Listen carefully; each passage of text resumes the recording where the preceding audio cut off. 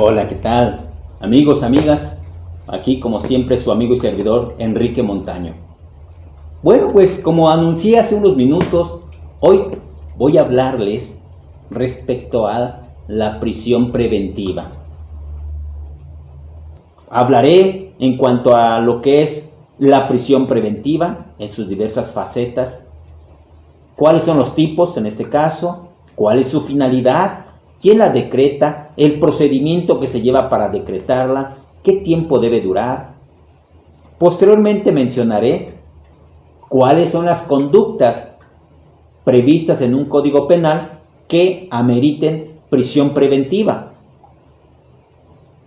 Igualmente me enfocaré en cuanto a los supuestos en los cuales se reformó, o mejor dicho, se incluyeron a este segundo párrafo del 19 constitucional. Pues iniciemos. Miren, voy a darle lectura al artículo, el segundo párrafo que fue el cual se reformó. El Ministerio Público, perdón, interrumpo, aquí mi lectura, este párrafo, hay que leerlo, lo voy a separar para poder explicarme mejor, porque siempre he dicho que para poder interpretar, para poder leer y comprender un párrafo, pues hay que separar, hay que ver las ideas, principalmente los puntos y seguido, porque son diversos supuestos o ideas. Veámoslo de la siguiente manera. Lo voy a separar en tres. Primero, dice, el Ministerio Público solo podrá solicitar al juez la prisión preventiva cuando otras medidas cautelares no sean suficientes para garantizar la comparecencia del imputado en el juicio.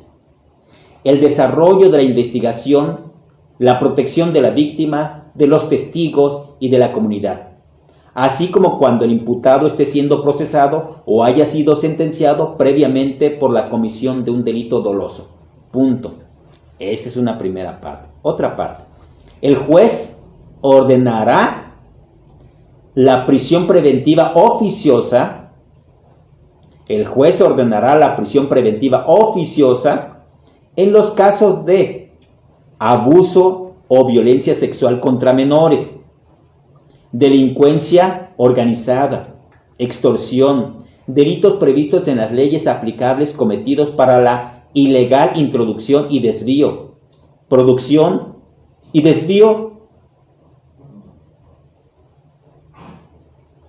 producción, preparación, enajenación, adquisición, importación, exportación, transportación, almacenamiento y distribución de precursores químicos y sustancias químicas esenciales, drogas sintéticas, fentanilo y derivado, homicidio doloso, feminicidio, violación, corrupción, tratándose de los delitos de enriquecimiento ilícito y ejercicio abusivo de funciones, robo al transporte de carga en cualquiera de sus modalidades, delitos en materia de hidrocarburos, petrolíferos o petroquímicos, delitos en materia de desaparición forzada de personas y desaparición cometida por particulares, delitos cometidos con medios violentos, con armas y explosivos, delitos cometidos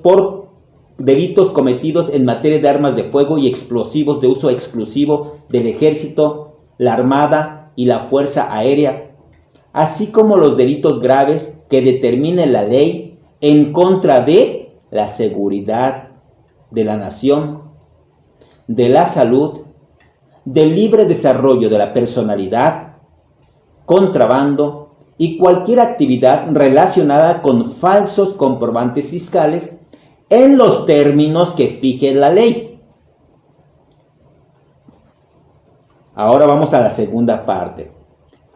Para la interpretación y aplicación de las normas previstas en este párrafo, los órganos del Estado deberán atenerse a su literalidad, quedando prohibida cualquier interpretación análoga o extensiva que pretenda inaplicar, suspender, modificar o hacer nugatorios sus términos o su vigencia, ya sea de manera total o parcial. Fíjense entonces, en la primera parte de este párrafo es que el Ministerio Público podrá solicitar la prisión preventiva en algunos supuestos. En la segunda parte es el juez de control, o sea, el juez, quien de manera oficiosa, en el caso de algunas conductas que se consideren delitos de acuerdo a las leyes penales, entonces él decretará oficiosamente la prisión preventiva. Y aquí vienen delitos que se incorporaron realmente en esta reforma: la extorsión, todo lo relacionado con precursores químicos y sustancias químicas esenciales, drogas sintéticas, fentanilo, así como contrabando y falsos comprobantes fiscales. Esas conductas fueron las que se agregaron. Y después, en la tercera parte, la interpretación de esas normas. Pues bien, veamos ahora, enfoquémonos a lo que es la prisión preventiva. A ver, si estamos hablando que la prisión preventiva es restringir, ¿qué es, mejor dicho? Es una medida cautelar que restringe la esfera de acción de los seres, de los individuos. O dicho de otra manera, restringe la libertad personal. ¿Pero qué es la libertad personal? Podemos decir que es la capacidad del ser humano de llevar a cabo sus propios actos sin ninguna intromisión arbitraria, injustificada. Esta libertad personal incluye la libertad de movimiento, la libertad deambulatoria. Por eso, o dicho de otra manera, la libertad personal constituye un derecho humano, por supuesto, que no puede ser restringido, ojo, salvo en las condiciones que la propia Constitución Política de los Estados Unidos Mexicanos establezca. Como por ejemplo, en el caso de flagrancia, en otros supuestos. Así, en nuestro artículo 16 de la Constitución Política de los Estados Unidos Mexicanos, en lo que interesa, dice lo siguiente, y me atrevo a leerlo por la la importancia, vamos. Particularmente en su artículo 5.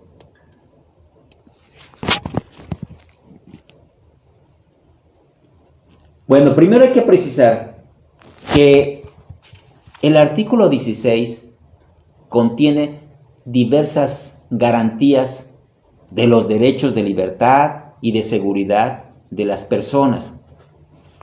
Y también hay que tener en cuenta algo muy, muy importante. Dice el artículo 1 constitucional en su tercer párrafo: todas las autoridades, en el ámbito de su competencia, tienen obligación de promover, de respetar, de proteger y garantizar los derechos humanos de conformidad con los principios de universalidad, interdependencia, indivisibilidad y progresividad. En consecuencia, el Estado deberá, estas son obligaciones en específico, deberá, ojo, y aquí viene lo importante, deberá prevenir, investigar, sancionar y reparar las violaciones a los derechos humanos en los términos que establezca la ley. Pero me voy a regresar al primer párrafo de este mismo precepto constitucional. En los Estados Unidos Mexicanos, todas las personas gozarán de los derechos humanos reconocidos en esta Constitución y en los tratados internacionales de los que el Estado mexicano sea parte, así como de las garantías para su protección, cuyo ejercicio, o sea, de los derechos y garantías, no podrá restringirse ni suspenderse, salvo en los casos y bajo las condiciones que esta Constitución establece. Ahora bien, si tomamos en consideración el artículo 7.2 de la Convención Americana sobre Derechos Humanos, ella, en su artículo 7, dice, artículo 7, derecho a la libertad personal. Numeral 1, toda persona humana tiene derecho a la libertad y a la seguridad personales. Numeral 2. Ojo, nadie puede ser privado de su libertad física, salvo por las causas y condiciones fijadas de antemano por la Constitución política de los Estados partes o por las leyes dictadas conforme a ellas. Entonces, fíjense, vuelvo a reiterar en este numeral 7.2, dice, de la Convención Americana sobre Derechos Humanos. Nadie puede ser privado de su libertad física, salvo por las causas y las condiciones fijadas de antemano por las constituciones políticas de los estados. Es cierto que la Corte Interamericana de Derechos Humanos ha mencionado que la prisión preventiva oficiosa atenta a derechos humanos. Pero también es cierto que el Estado mexicano sí se obligó a acatar las resoluciones de la Corte Interamericana de Derechos Humanos. Pero también debemos tener en cuenta que hay restricciones, hay salvedades que les corresponde ya a los estados. Y por eso aquí en este artículo señala, en este artículo 7, numeral 2, que nadie puede ser privado de su libertad física, salvo las causas y condiciones fijadas de antemano en la Constitución de cada estado. Igual lo que es acorde con nuestro primer párrafo del artículo primero constitucional, en la última parte donde dice cuyo ejercicio, o sea, de los derechos humanos y las garantías, no podrán restringirse ni suspenderse, salvo en los casos y bajo las condiciones que esta Constitución establece. Ahora bien, hay que tener en consideración lo siguiente. Todas las autoridades tienen obligaciones particulares. Insisto, prevenir que en el caso de la materia penal, el Ministerio Público tiene obligación, o sea, para la Procuración de Justicia, tiene la obligación de prevenir conductas delictivas. Tiene la obligación de ¿qué más?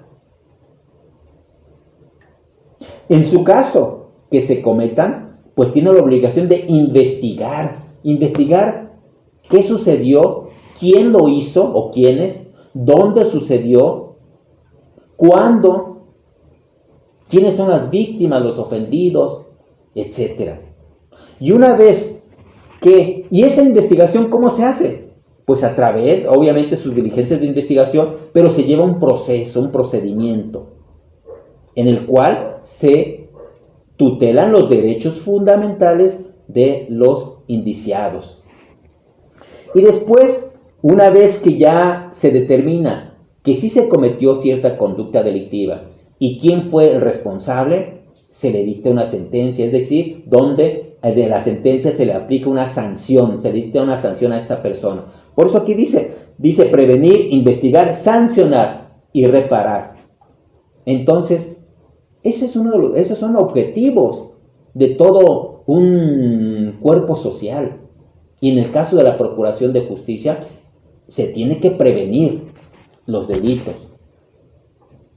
Hay ocasiones que quizá no nos gusten las medidas, pero muchas veces si nos ponemos también del lado de las personas, de la parte más débil, de las personas que han sido objeto de alguna conducta delictiva, créanmelo, y para aquellos que ya han sido objeto de ello, pues da una impotencia el no poder hacer nada en ocasiones y ver tantas conductas delictivas.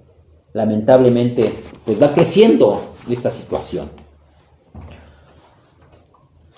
Ahora bien, la libertad personal, decimos, no se puede restringir, salvo las causas que la propia Constitución prevea. En el caso, por regla general, tenemos que la libertad personal o libertad deambulatoria se restringe, ojo, por diversos supuestos. La regla general es por una orden de aprehensión, pero también puede ser por flagrancia, caso urgente, arraigo. Y aquí tengo que precisar algo también muy importante, que en ocasiones también se dice que me detuvieron, están restringiendo mi libertad personal cuando hay algunos controles preventivos. En estos supuestos no se considera restricción de la libertad personal. Por ejemplo, en este supuesto, aquí voy a permitirme darle lectura a una tesis que la verdad es que nos va a dar un poco mayor claridad al respecto. Libertad personal, estatus constitucional de su restricción provisional, en el caso de la prisión preventiva. La libertad es un derecho humano de protección evolutiva que se reconoce formalmente tanto a nivel nacional como internacional y que admite diversas manifestaciones, como la libertad personal, que en su ámbito más básico es entendida como la capacidad de una persona de llevar a cabo, sin intromisiones injustificadas, sus propios actos, incluyendo la libertad de movimiento o libertad deambulatoria. Ahora, restringiéndose al ámbito de la materia penal, se ha sostenido que para la privación de la libertad de una persona deben concurrir una serie de requisitos, como por ejemplo la emisión de una orden de aprehensión, un caso de urgencia acreditable por el Ministerio Público o la actualización de la flagrancia delictiva. Sin embargo, es notorio que al margen de estos casos existen afectaciones momentáneas a la libertad que no encuadran dentro de dichas categorías conceptuales y que deben cumplir otros parámetros para validar su constitucionalidad. Es decir, la competencia propia de los agentes de seguridad pública implican actos de investigación o de prevención del delito, mismos que necesariamente provocan algún tipo de incidencias en contacto, o mejor dicho, o contacto entre agentes del Estado y los habitantes del país. A este tipo de actuaciones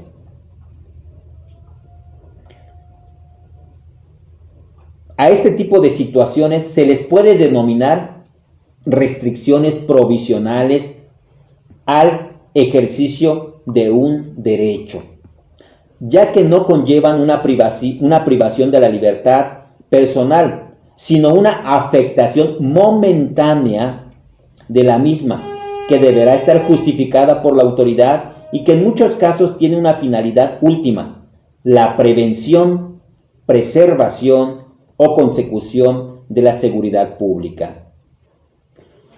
Entonces, precisando, los supuestos de restricción de la libertad personal o límites van a ser, por regla general, la orden de aprehensión. Después tendremos la flagrancia, caso urgente, arraigo, y en esto que les acabo de decir, en cuanto a los controles preventivos, no se considera una privación de la libertad personal. Por ejemplo, el alcoholímetro, cuando te detienen por ir en exceso de velocidad, o la inspección o revisión corporal o de posesiones, etc. Así, amigos, amigas, la prisión preventiva pues ya tiene muchas décadas. Insisto, desde 1917 en esta Constitución ya estaba implícito.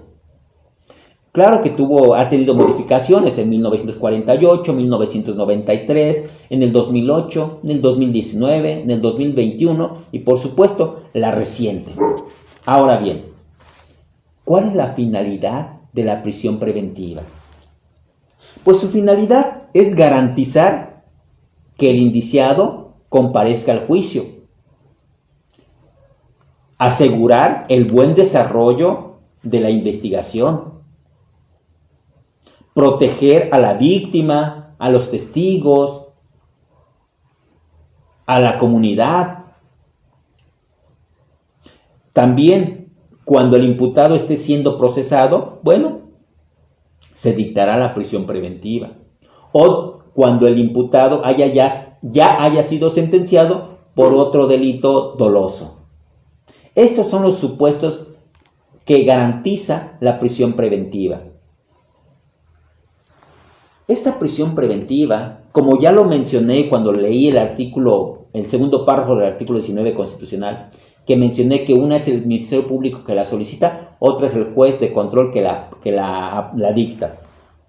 Entonces hay dos tipos, digámoslo así: la prisión preventiva justificada y la prisión preventiva oficiosa. Veamos la oficiosa.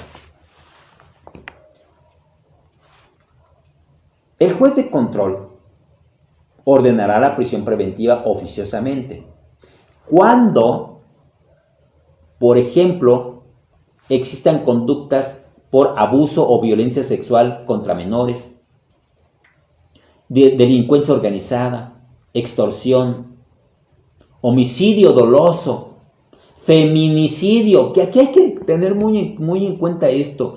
Caray, yo no sé por qué, pero o quizá estoy poniendo más atención o no sé, o se ha incrementado estas conductas, pero he sabido en lo que va de los últimos 2 meses, de verdad, algo muy triste, muy lamentable. Hace 15 días más o menos, creo yo, en redes sociales vi que se publicó que una persona, una pareja, un matrimonio o pareja, el varón asesinó a golpes a su mujer. Un matrimonio joven. Entonces digo, ¿cómo puede ser esta situación? Entonces le decía, violación, secuestro, trata de personas. Para este subúltimo caso, hay que acudir a la Ley General para prevenir, sancionar y erradicar los delitos en materia de trata de personas. Por ejemplo, la esclavitud, la explotación laboral. Ojo, la explotación laboral, el trabajo forzado, la adopción ilegal de menores, el matrimonio forzoso. Quizá decimos que a lo mejor que esto ya no sucede. Claro que sí. Adopción ilegal de menores, de verdad, créanmelo, no sé qué me ha pasado, pero de verdad, yo también con un familiar viví esa situación hace muchos años también. Una adopción ilegal de menores. Pero bueno, era yo pequeño. ¿Pero qué sucede en estos casos? Claro que sí sucede. El trabajo forzado, la explotación laboral en el caso de los menores de edad. De verdad, amigos, amigas, ojalá investiguen. Les invito a que incursionen un poco en provincia y se van a dar cuenta que hay niños, o no lo queremos ver o no lo queremos decir públicamente, pero hay niños de 13, 14 años laborando. De verdad. Los admiten las empresas o los patrones, pues sí, los contratantes. ¿Qué sucede? No estoy diciendo que no sea necesario. Yo también lo vi, sí es necesario. Yo también, créanmelo, trabajé en algún lugar que en estos momentos, a estas alturas, yo me pongo a pensar, ¿cómo puede ser que a mis 13, 14 años me admitieron a trabajar en un lugar y en un trabajo muy, muy rudo? ¿Cómo puede ser? ¿Quién sabe? Pero así pasó. Y en otros supuestos, bueno, pues sí trabajé, era yo menor, pero también la necesidad era que tenía que trabajar o no estudiaba, así de simple. 15 años y trabajar en X lugar, tenía que hacerlo, porque si no, no tenía recursos económicos para estudiar. Pero bueno, hay a veces que hay males necesarios. En cuanto a robo de casa-habitación, van a decir, bueno, Enrique aquí se está quejando. Pues créanmelo, 2 ocasiones ya sufrí robo a casa habitación. 2 ocasiones. A lo mejor a veces digo que las personas que opinan al respecto de la prisión preventiva no se dan cuenta, o no sé en qué país viven o en qué mundo viven, pero bueno, qué bueno, los felicito que ellos no han padecido nada de esto. Pero voy a explicarles también, que en el caso no estoy yendo en contra de las personas que cometen estas conductas, no, porque insisto, y ya les mencioné hace un minuto o hace 2 minutos, ¿para qué te contratas, Enrique Montaño? Otras conductas, uso de programas sociales con fines electorales, eso va para el aspecto prácticamente de los políticos. Corrupción, tratándose de delitos de enriquecimiento ilícito y ejercicio abusivo de funciones, a los políticos prácticamente. Robo a transporte de carga. Delito en materia de hidrocarburos, petrolíferos o petroquímicos, que regula la ley federal para prevenir y sancionar los delitos contenidos en materia de hidrocarburos. La desaparición forzada de personas y desaparición cometida por particulares, etcétera, etcétera. Y por supuesto, lo que nos atañe, aquí hay algo importante, delitos graves en contra de la seguridad de la nación, delitos en contra de la salud, para eso hay que irnos al artículo 455 y siguientes de la Ley General de Salud, delitos por el libre desarrollo de la personalidad, ojo. Y aquí yo he escuchado en últimos días, y chequen, ahí están en YouTube, hacen un boom con esto del libre desarrollo de la personalidad. Eso no es motivo de reforma, esto ya existe desde hace muchos años, créanmelo. Y para ello, basta, hay que ver la ley general, el Código Penal Federal, de los artículos 200 al 209, quintus, en donde lo que protege estas conductas o estas disposiciones es que el libre desarrollo de las personas o de los seres menores de edad o menores de 18 años o aquellos individuos que no tienen la capacidad para comprender el significado del hecho o que no lo pueden resistir. Y entre esas conductas está la pornografía, la corrupción de menores. Entonces, lo que se trata es de cuidar precisamente el libre desarrollo de los niños, de los adolescentes.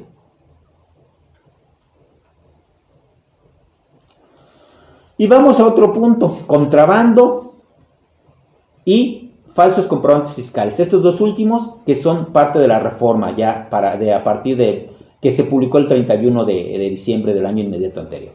Ahora bien, veamos, insisto, esos son por los cuales se puede dictar prisión preventiva oficiosa. Ahora, en el caso de prisión preventiva justificada, la primera parte del segundo párrafo del artículo 19 constitucional, que el Ministerio Público podrá solicitarla. Si aquí recordemos que es una medida cautelar. El artículo 155 del Código Nacional de Procedimientos Penales dispone lo siguiente: a solicitud del Ministerio Público, obviamente, esa primera parte del segundo párrafo del 19 del constitucional está en relación con, este 155 está en relación con esa primera parte de ese primer párrafo. El Ministerio Público, o mejor dicho, a solicitud del Ministerio Público o de la víctima u ofendido, el juez podrá imponer al imputado una o varias de las siguientes medidas cautelares. Y ahí nos hace una lista de 14. Y la última es la prisión preventiva. Aquí estoy hablando de la prisión preventiva justificada.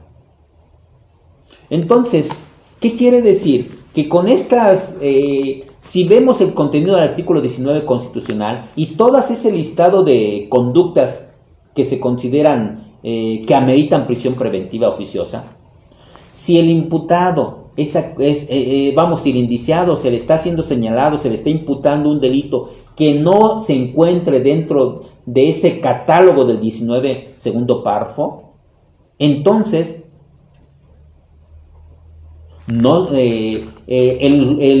puede ser que el Ministerio Público solicite que se le tenga en prisión preventiva.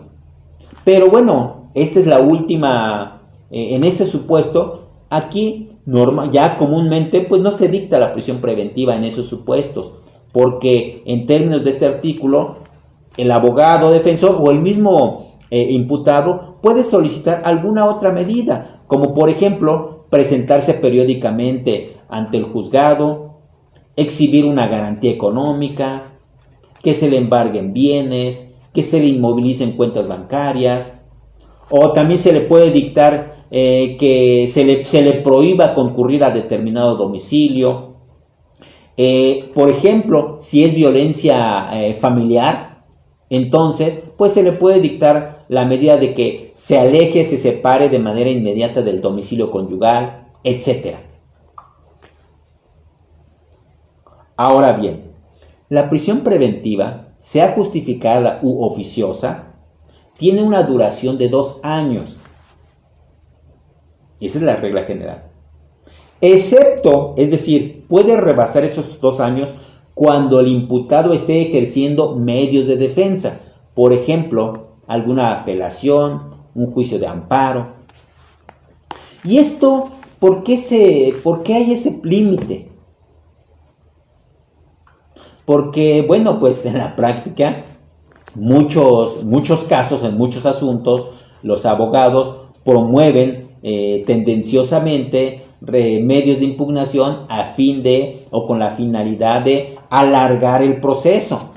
Y obviamente, al alargarlo y que rebase esos 2 años, una vez que se cumplen los 2 años de prisión preventiva, solicitan que se anule esa medida y se dicte otra medida cautelar menos lesiva, es decir, que se le decrete en libertad al imputado y se dicte otra medida menos restrictiva, menos lesiva.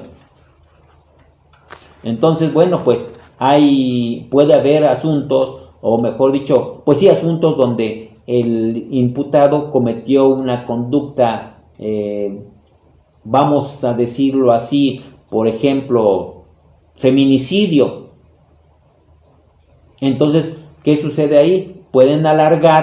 Se puede alargar el asunto promoviendo algún medio de impugnación para efecto de que transcurra el tiempo y rebase los 2 años, y una vez que ha sido esto así, solicitar se revise esa medida y se le deje en libertad y se dicte otra medida cautelar. Pero ojo, también hay excepciones para la prisión preventiva, y desde mi punto de vista, estas excepciones va a aplicar o aplicará tanto a la prisión preventiva justificada en caso de que se solicite o se quiera pedir, o la prisión preventiva oficiosa. Ojo, ya lo veremos en otros asuntos, más adelante con el transcurso del tiempo, cómo evoluciona esta figura, esta medida del incremento de los casos, las conductas delictivas para la prisión preventiva oficiosa. Pero insisto, hay excepciones, Es decir, el mismo artículo 166 del Código Nacional de Procedimientos Penales dispone que no se aplicará la prisión preventiva cuando el imputado sea mayor de 70 años. ¿Qué podemos, dicho de otra manera? Si yo soy imputado, estoy siendo imputado por un delito, ya aunque sea grave, es decir, aunque sea de los que están en el listado del 19 constitucional, por ejemplo, que haya sido por contrabando o por falsos comprobantes fiscales, que aunque diga el 19 constitucional que es prisión preventiva oficiosa, hay excepciones. Siendo que yo tenga más de 70 años. Entonces, si tengo 70 años y un mes en el momento en que cometí la conducta, puedo acogerme a esta disposición legal, porque esto viene siendo un derecho, Si la ley, el legislador decidió causas de excepción para la prisión preventiva, entonces se me está reconociendo un derecho que tiene esa persona imputada mayor a 70 años. Igualmente, no se aplicará la prisión preventiva en ninguna de sus modalidades cuando el imputado sea una mujer que esté embarazada. Tampoco se aplicará la prisión preventiva cuando el imputado sea una madre en lactancia. Igualmente, no se aplicará la prisión preventiva cuando el imputado se encuentre o tenga una enfermedad grave o terminal. Fíjense, o sea, hay varios supuestos ya aquí, de verdad. Entonces, nada más, por supuesto, pues es conocer un poquito, los abogados, meternos un poquito a estudiar más a detalle las normas jurídicas. Ahora bien, si ya transcurrió los 2 años, que es lo que debe durar la prisión preventiva, entonces podemos solicitarle al juez que revise dicha medida cautelar. A lo que el juzgador o el juez de control lo que debe realizar es lo siguiente: va a tomar en consideración la complejidad del asunto. 2. La actividad procesal que ha promovido el imputado, el indiciado, el procesado. Igualmente, la conducta que han realizado las autoridades.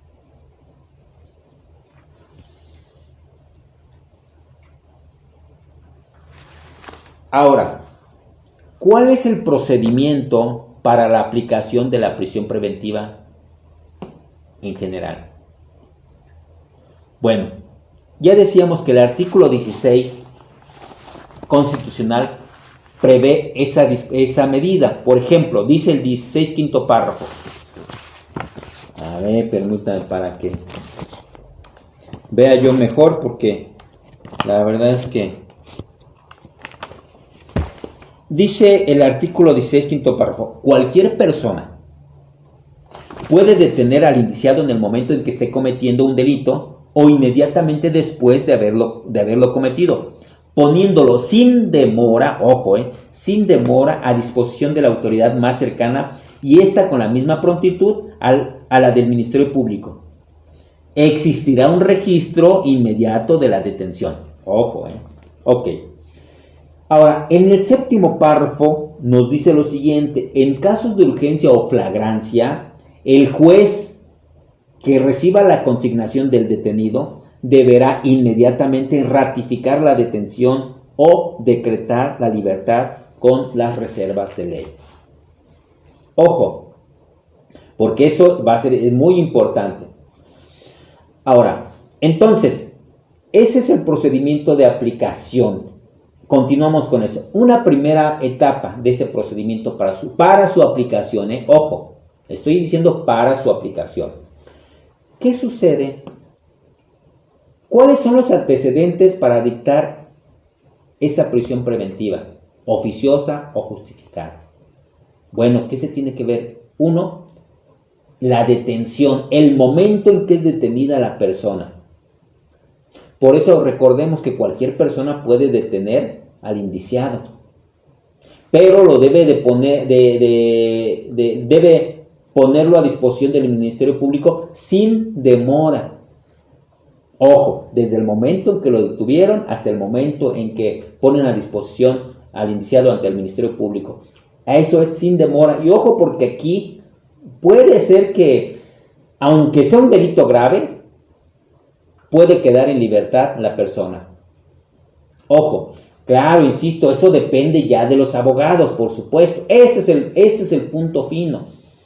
Ahora, en el caso de flagrancia, el artículo 146 del Código Nacional de Procedimientos Penales señala: se podrá detener a una persona sin orden judicial en casos de flagrancia. Ahora bien, ¿qué pasa aquí? Una vez que una persona es detenida cometiendo algún delito, sin demora lo llevarán inmediatamente ante el Ministerio Público. El Ministerio Público hará un registro de la hora de la detención y después la retención. El artículo 149 del Código Nacional dispone lo siguiente: en los casos de flagrancia, el Ministerio Público debe examinar, ojo, y aquí viene lo importante, las condiciones en las que se realizó la detención inmediatamente después de que la persona sea puesta a su disposición. ¿Cuáles son esas condiciones? Bueno, ¿dónde sucedieron los hechos? ¿Quién detuvo a esa persona?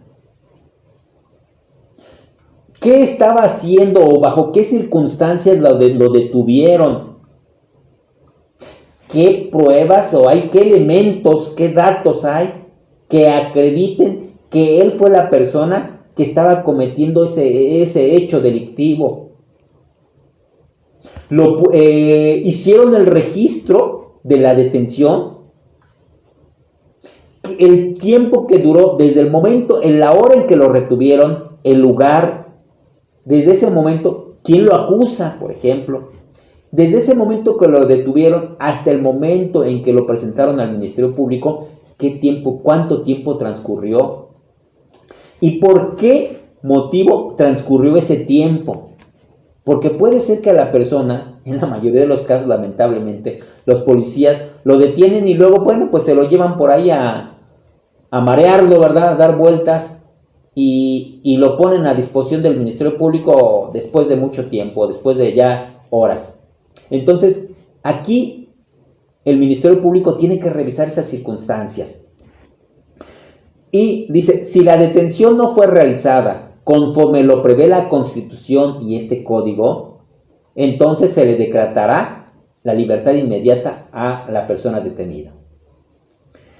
Así también, durante el plazo de retención, ojo, aquí dice, en este caso, que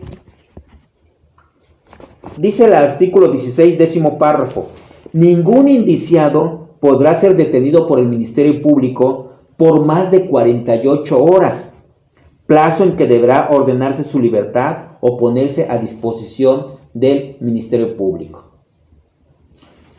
Entonces aquí tenemos que el Ministerio Público deberá tener cuidado en este caso. ¿Por qué?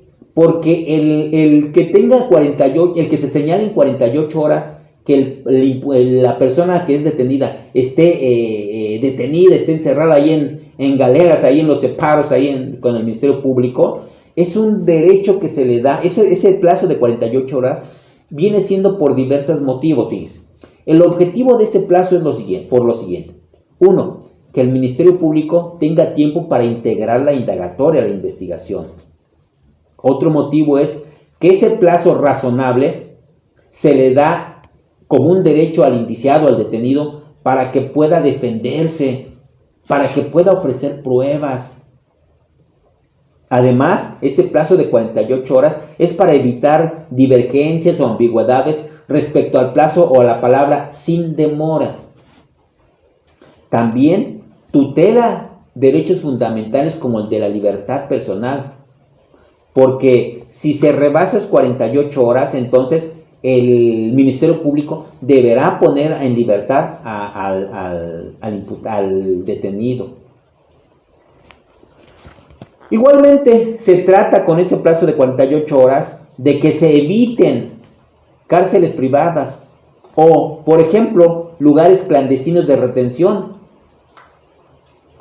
¿Qué pasa? Hay veces que a las personas, si lo detiene la sociedad, algún civil, detiene a una persona que esté cometiendo una conducta delictiva, bueno, pues y esta se lo lleva por allá y lo retienen, lo tienen privado de su libertad, pues eso va en contra de los derechos fundamentales de la persona detenida.